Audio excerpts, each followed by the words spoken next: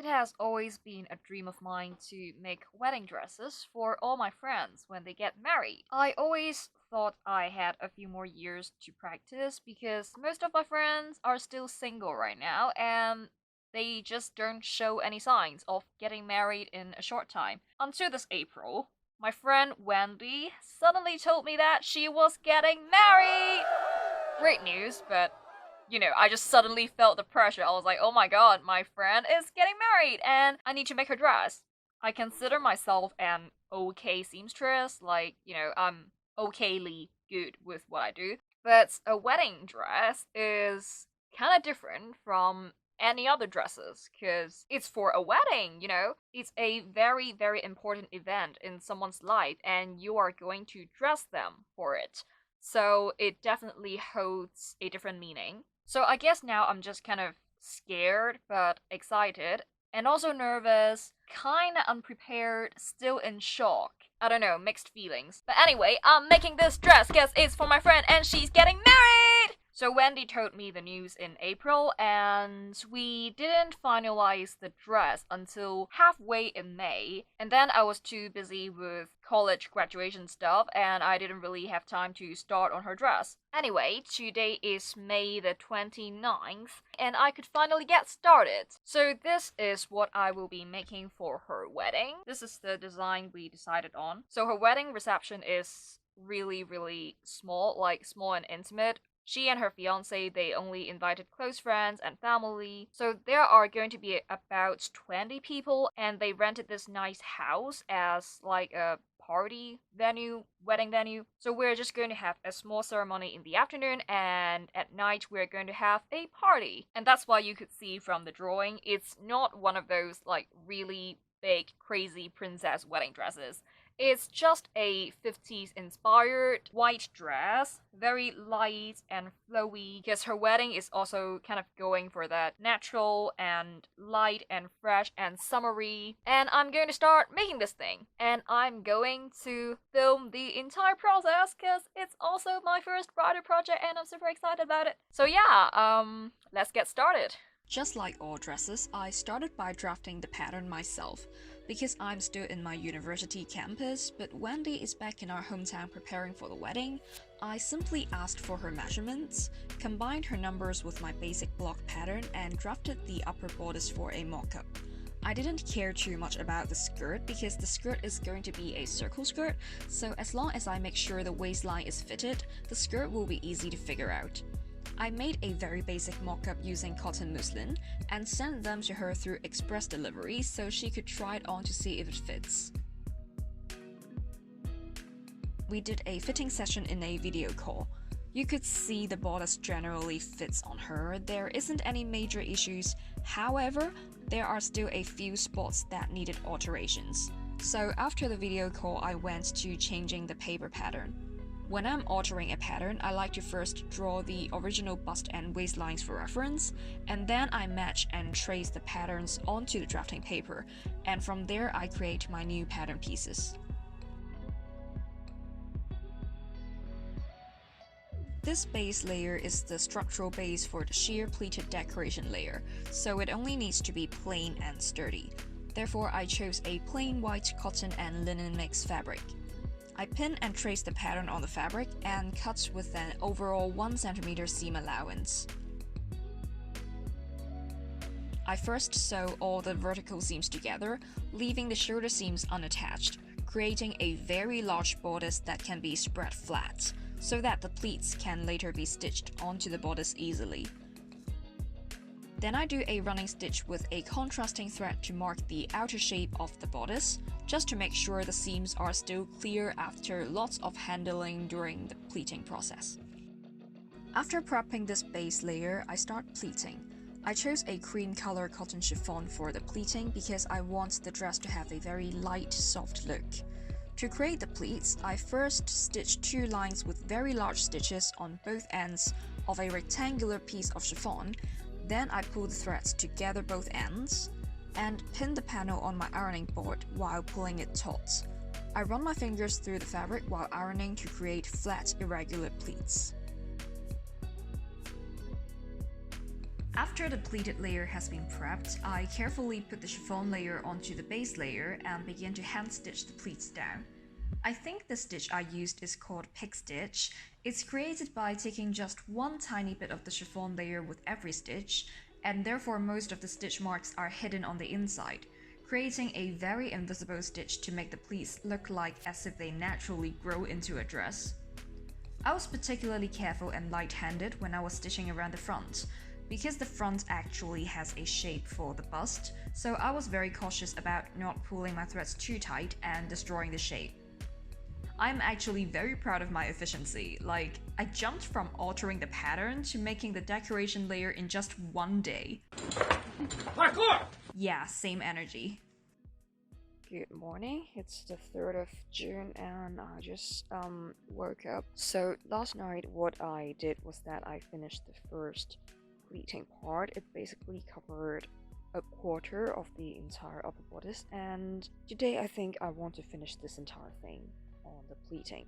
So I have already stitched the pleating lines on each of the chiffon panels, and I think I'm just going to start pulling them, arranging them, and finish all the pleatings. Yeah, so that would be the major mission of today. Also, yesterday I gave the skirt a bit of thoughts. I was thinking maybe the underlayer could be a circle skirt so that it swings and sways and twirls nicely, and then on the upper surface I'm just going to do a giant rectangle panel of chiffon and just heavily pleat this entire thing onto the waistline. So I'm hoping I could get to the circle skirt part today, but first of all let's do the pleatings, because there is a whole lot of pleatings to be done.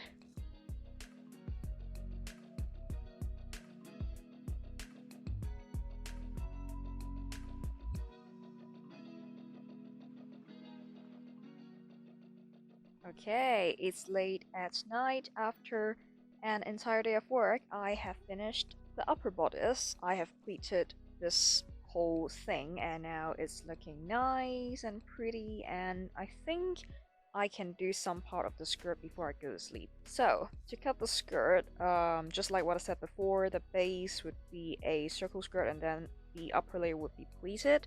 So first I'm going to cut a circle skirt, and then I decided on one extra thing because I found these crystals in my stash and I was like, okay, I think they would look good if I put the crystals on the base layer, because my friend is not like a big bling person. She doesn't really like bling. But I was thinking that if I put the crystals on the base layer and then I cover the entire thing with this sheer beige-ish cotton chiffon fabric, right? So it's going to be really subtle, but when she moves, the crystals are gonna show and they're going to look like stars on her skirt, and how pretty is that? Come on. So, yeah, I talked to her about it and she agreed. So now we're getting crystals. I'm really excited. So, yeah, I really want to cut the skirt right now because I need to cut the skirt and then fix the crystals. And then because it's a circle skirt, I need to let it hang for at least 12 hours, I would say, before I move on to the next step. So, yeah, let's get to some cutting. I cut the circle skirt out of the same fabric I used for the bodice. Cutting a circle skirt is quite easy, it only involves some calculation. So I don't use a pattern for this, I just do the math and cut right into the fabric. After cutting the skirt, I start applying the crystals. The crystals I have are hot fix, so I use the hot fix tool to put them on individually. Last night I got the largest stones attached to the skirt, and today I think I'm going to do some smaller ones just to give it more variety, and I think I could get that done pretty quickly, and then I can move on to the skirt. The heavily pleated part, I still haven't really decided on the structure, just normal gatherings or cartridge pleats, but yeah, I think I'm just going to work on the crystals first, and then I can decide when I actually start this part. So let's get to work.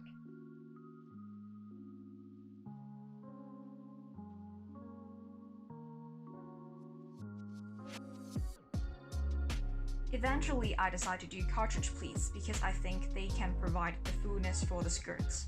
I used a strip of linen tape as the anchor point for all the pleats.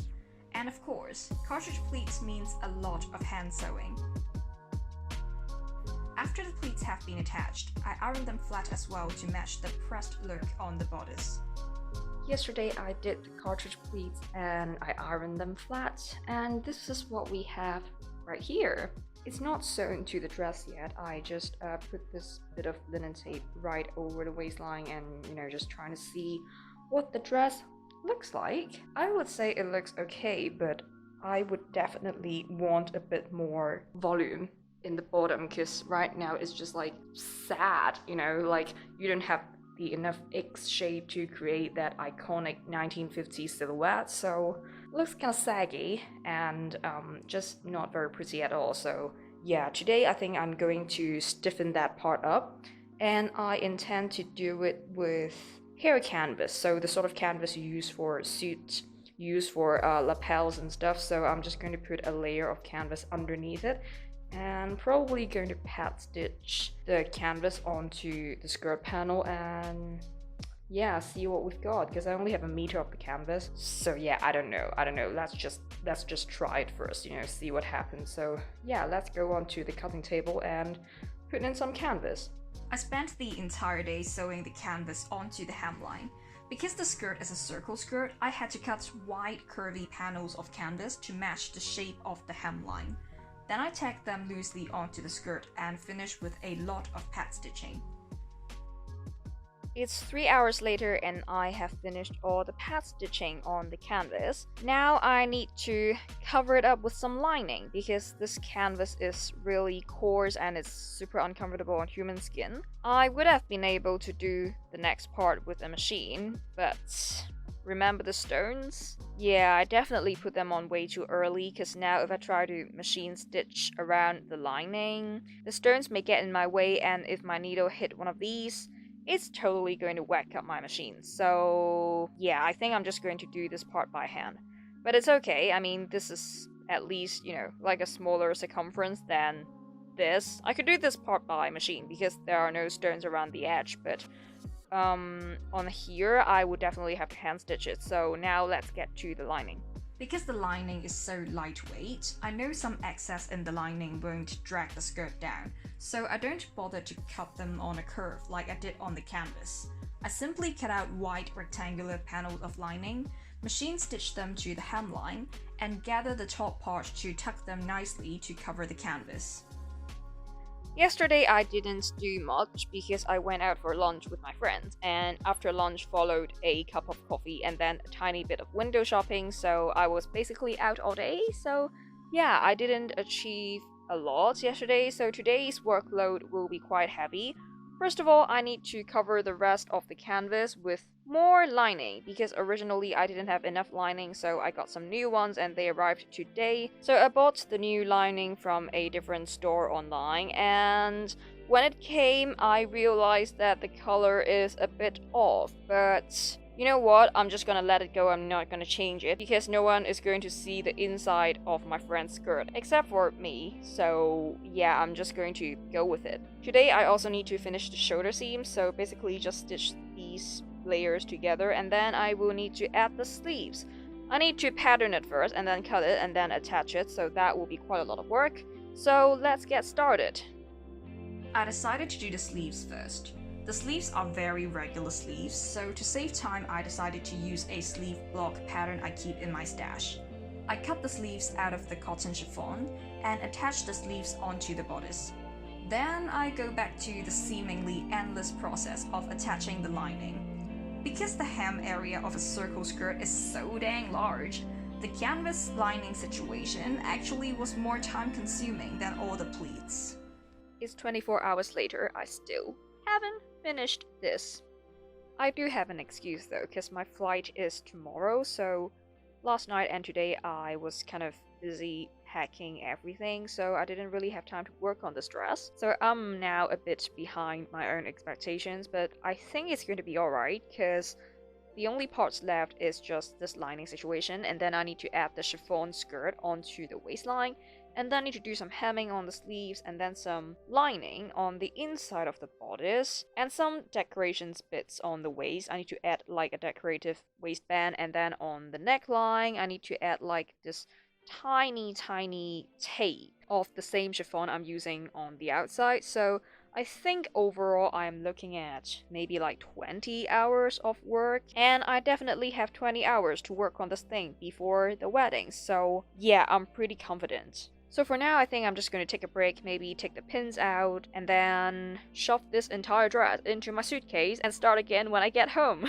Also, at this point, I have decided to split this making process into two parts, so two videos, because one of my friends, well, she told me that some of my videos were way too long, so I'm trying to, cut my videos into smaller bits to see if that makes them easier to watch. So yeah, this is the first part of the entire making process of the wedding dress. Thank you for joining, I hope you liked it, and I will see you on my next video.